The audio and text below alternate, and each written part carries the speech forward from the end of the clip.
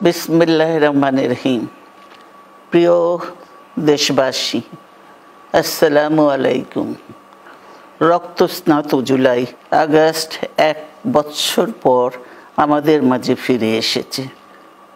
দীর্ঘ 16 বছর ফ্যাসিস্টদের নির্মম অত্যাচার, নির্যাতন, গ্রেফতার, হত্যা, খুনের মাধ্যমে গণতন্ত্রকে ধ্বংস করে এবং একদলীয় শাসন ব্যবস্থা চিরস্থায়ী করতে চেয়েছিল আওয়ামী শাসক গোষ্ঠী।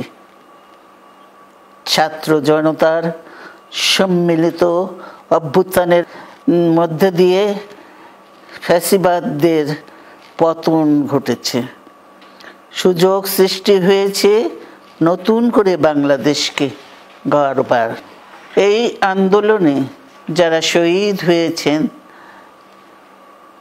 তাদের জানাচ্ছি আন্তরিক শ্রদ্ধা, আহতদের সমবেদনা। তাদের এই আত্মত্যাগ জাতি চিরকাল মনে রাখবে। গুম, খুন, বিচার, বহির্ভূত হত্যার শিকার যারা হয়েছেন তাদের তালিকা প্রস্তুত করতে হবে। দ্রুত বিচারের ব্যবস্থা ও রাষ্ট্রীয় স্বীকৃতি নিশ্চিত করতে হবে।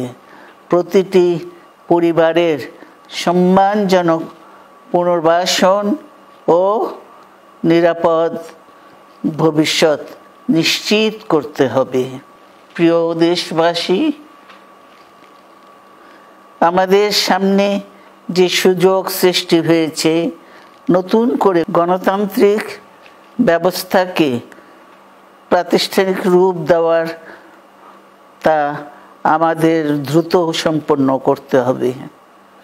কর্মসংস্থান সৃষ্টি করতে হবে, জনগণের নিরাপত্তা নিশ্চিত করতে হবে। সর্বোপরি বাংলাদেশের স্বাধীনতা, সার্বভৌমত্বকে রক্ষা করতে হবে যে কোনো মূল্যে।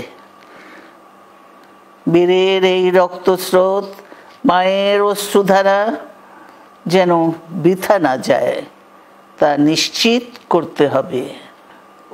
ঐক্য বজায় রাখতে হবে। আসুন আমরা সবাই মিলে শহীদ জিয়ার স্বপ্নকে বাস্তবায়িত করি কোটি মানুষের নতুন বাংলাদেশের নির্মাণের স্বপ্নকে। আল্লাহ হাফেজ। বাংলাদেশ জিন্দাবাদ।